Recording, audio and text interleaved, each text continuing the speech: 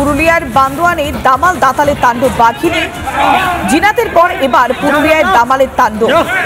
বান্দোয়ানের জঙ্গলে হাতির আগমনে আতঙ্ক বাড়ছে স্থানীয় বাসিন্দাদের মধ্যে।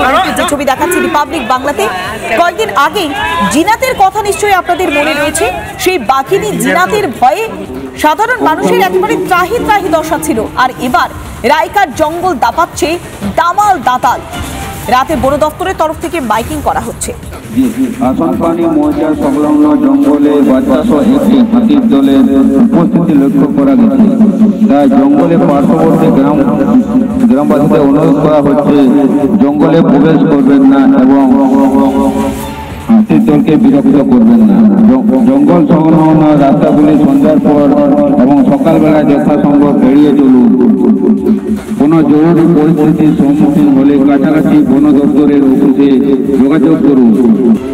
কংসাবতী দক্ষিণ বন বিভাগের পক্ষ থেকে জানানো যাচ্ছে যে জঙ্গল সংলগ্ন গ্রামবাসীদের উদ্দেশ্যে আসনপানি মৌজা সংলগ্ন জঙ্গলে বাচ্চাসহ একটি হাতির দলের উপস্থিতি লক্ষ্য করা গেছে।